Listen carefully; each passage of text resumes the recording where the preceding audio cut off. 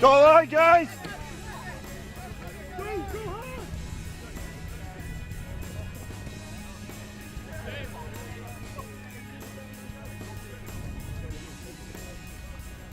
Moving forward, that's good, guys. Keep progressing, guys. That's good. Come on.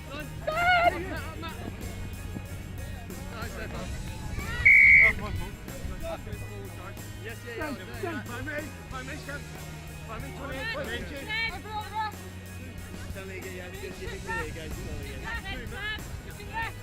Wing, tap in front of you on the fight. Yeah, tap ball. Tap ball. Okay, yeah, we get 5, don't worry. Check to me. 5 minutes, guys, that's good. 18, 5 minutes. Going.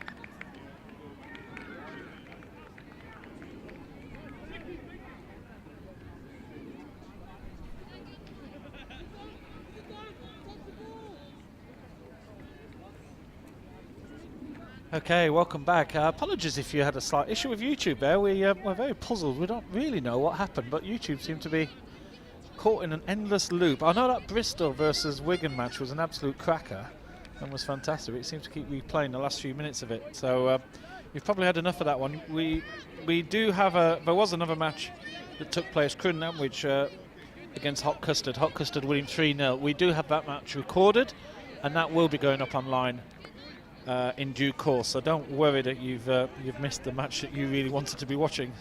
We will get it up to you shortly. But in the meantime, we're live with action here. This is this is Canterbury Cougars in the yellow up against Cambridge. Canterbury Cougars are 2 wins out of 2. Cambridge have had 1 draw and 1 defeat in their 2 matches so far. So Canterbury in the yellow are the form team, you could say, here today. And this is the elite Pool B. So we really are at the top level of England touch rugby here.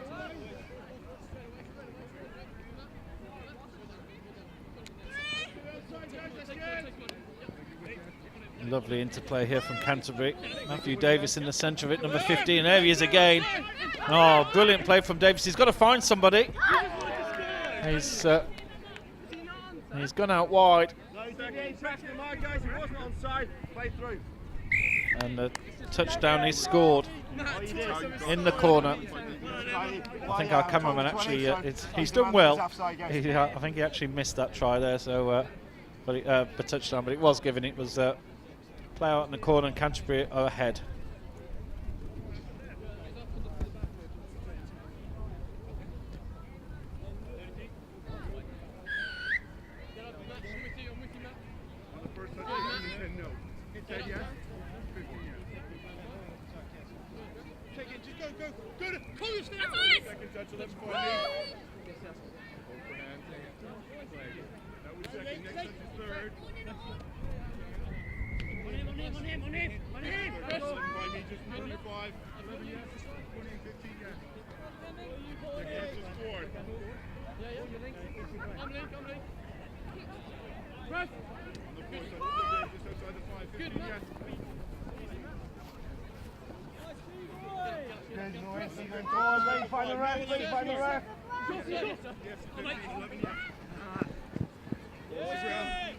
Loose ball on the final tackle. Bit of desperation, and here come Canterbury.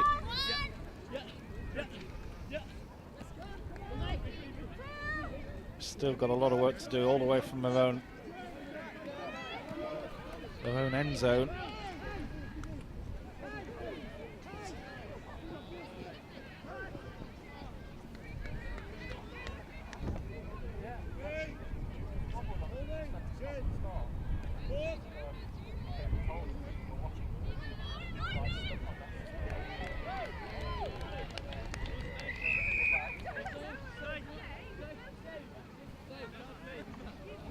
Second try for Canterbury. Just see the replay here. Yeah, found the gap beautifully there. That was Daniel Eagleston.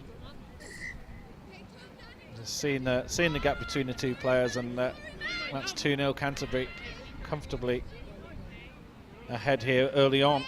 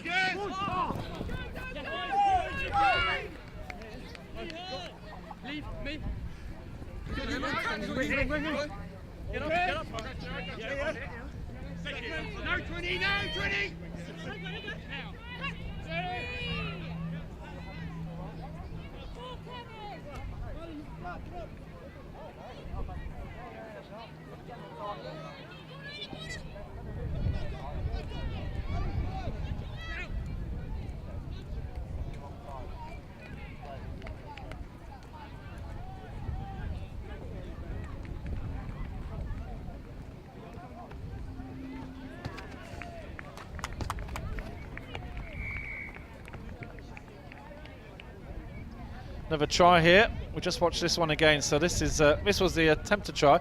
Greg Cropper's just joined me, who's playing for the Manchester Chargers and also chief exec of England Touch. So we've got two hats on this event. There's the try you see from number 2 for Cat Daniels. For Cambridge, sorry, yeah, Cat Daniels. Touching down in the corner there. Catherine Jones I've got here. She's just got married recently, so she was Catherine Daniels, and now she's married, so yes, Jones. And that's her husband actually in the middle there, 28. Oh, great. We were talking to Andrew earlier about the husband and wife or the girlfriend boy, and you know, if you got to be careful because you can easily fall out on the pitch, and then you've got to take it home afterwards. Yeah, there's a lot of couples in this game as well. Yeah. Robert Howard there.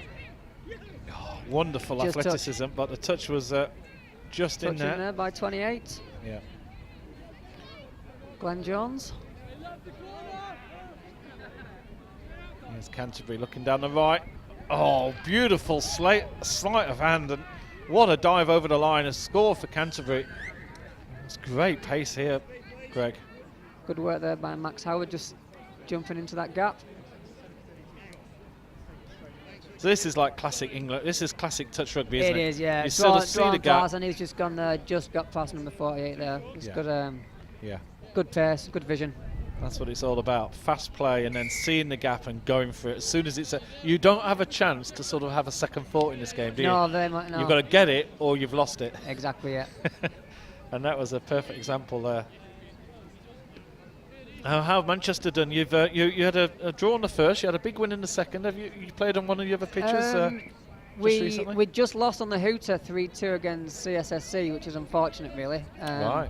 A couple of things that we could have done better, but we've got one more game left, so hopefully we'll make up for that. Yeah. Here's number 6, Powell. Just touched on the way through. Yeah, just got a little touch there as he went. He didn't feel it. He didn't look like happy about it now. No. Long ball. Somebody claimed it. The referee was happy, and that one's a very loose ball. Halfway through this match, we've got 2 more games after this in the round robin section. Oxford versus Galaxy Knights, and then it's CSSC Phantoms against London Galaxy. And that's back in the Elites Pool A at the very end. So group tables are a little bit. We've had some mixed results. We saw Wigan earlier. They lost the match to Bristol and they beat Bareback Riders. So, and I think Bareback have beaten a few teams as well. So we've got a lot. That Pool A is really. It's going to be calculated time once all the results are in on that one. Most definitely. I think Bareback Riders probably came in as favourites, but as you say, you never know on these long days. Yeah. Well, currently Bareback are top of the table with Wigan Touch, both with 1 defeat, but there's Bristol right behind them with 1 win and 1 draw, and Bristol drew against CSSC Phantoms and beat Wigan. So they've still got to play Bareback. It looks like there's 2 teams out of 3 that are going to battle for that semi-final spot.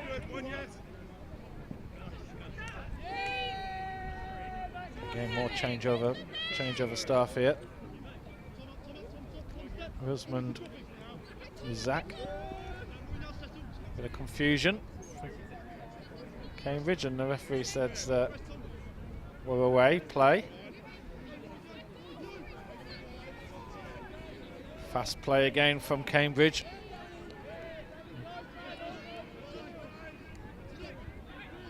We need to try and score quickly here. 2 points down, but that's the 6th tackle. And there really was nothing going in that corner. They scored there earlier, but not this time.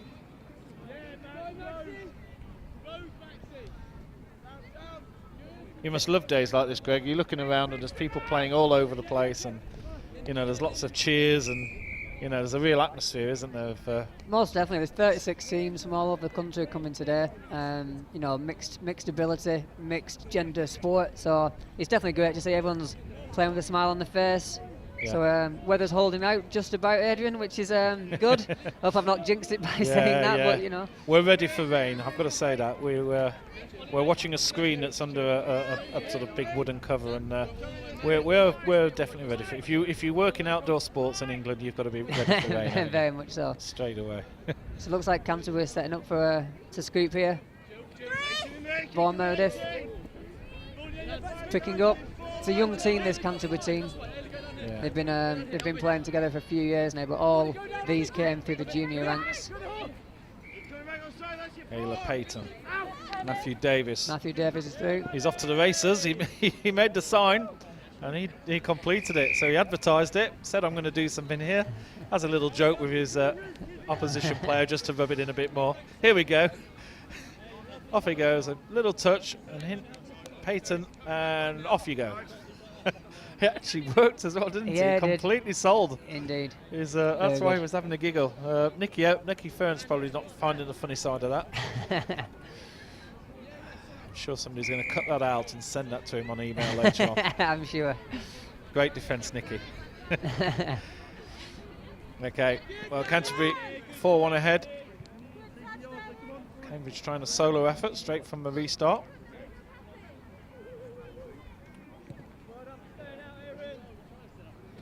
Yes, thankfully the weather has held away. We had a good little downpour just before we started, so we all got wet. None of the players did. And yes, fortunately the weather forecast is just cloud for the next 4 or 5 hours, which I will take. I'll happily be cold and not wet. So, Indeed. yes.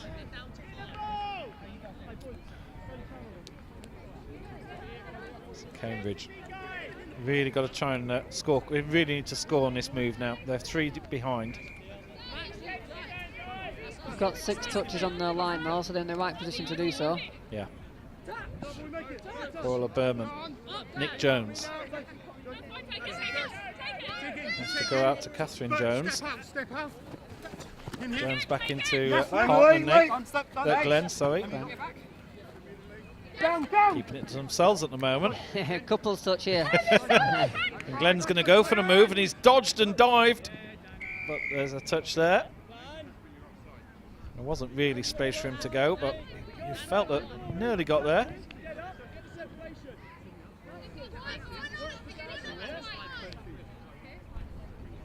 Player must have been offside there. They've got another set of 6 here. Right on the end zone line. now. Yeah. Is this called an end zone? So that's the 5 metre line. So the end zone we would call behind the score line. Yeah. So obviously, if the half goes through, they can't score. Yeah. But they can go into the end zone, and then they find another player. So. Yeah. Now it's an interesting combination of sort of American football, rugby union, and rugby league, isn't it? Really, with your 6 tackles. It's a bit like a chess game at this end as well, isn't it? Yeah. And I said that to Andrew. These are like chess with tactics as well. So there's almost like 4 sports combined, and then you've got this unique feature of men and women in a physical sport actually playing against each other, which there is no other sport on the planet that does that. Very few indeed. There's very few that play together, especially at all of the elite level. Oh, and there's Colin into the corner. Great try. A lovely little shimmy there, totally caught out his opposing number. Yes, I'm doing some work on ITV in a couple of weeks' time with some indoor bowls, and men and women are playing on the same carpet there. But in terms of a physical sport where you actually have to run, and there's things like this happening. Yeah. I can't think of anything else. Tennis and possibly you could. Well, this is actually a contact sport. Minimal contact. It's minimal, yes. We've seen a few big hits. Yeah, I think, all accidental. Oh, here we go. Touchdown again in the middle. That was so easy. Vaughan Meredith, Matt Davis to Vaughan Meredith. Yeah. Good combination. If we watch this again, let's see how this moves. See, there's no danger at the moment, is there? So you're thinking, well, how did they get a score out of this? And it's sort of here. There's suddenly an extra man comes in, isn't there? And this is it. And then Batman goes round the outside, and nobody follows on the defence. Correct. Yeah. So the man who started the move off, really, from a defensive point of view, needed to have somebody assigned to him, and he was roaming around freely, and in the end just became the extra man. Indeed, yeah. Just a passed and wrapped from the middle channel. Well, this game's suddenly become a lot looser as both teams realise the match is over pretty much. So they're sort of throwing the ball around a little bit more. The referee's in that corner is very good at explaining these things. I think he hasn't forgiven me for my comments about his weight when he asked for a chocolate biscuit earlier. I said, you've had too many. I will give him one later on. Howard, sponsored by Odd Knobs here. 2 minutes to go. And noticeably, this has become a lot more open and freer, and when that happens, you do get lots more mistakes, don't you? I'm expecting Powell to scoop from here. Yeah, here he goes. Oh, just on the hooter. Right on time. Well, we were very late starting, so our clock shows a minute and a bit to go. But of course, we were very late. Let's just watch this again. You called this one. Yeah, Powell, it's a signature move. Here he goes. Pick up number 6. Left foot steps around the second player. Just caught it on the line and scores over it. Dean Hancock, number 12. So final score as They all shake hands. It's Canterbury who win by 5-3 over Cambridge Hornets. Next matchup, it's Oxford Touch against Galaxy Knights. Back soon.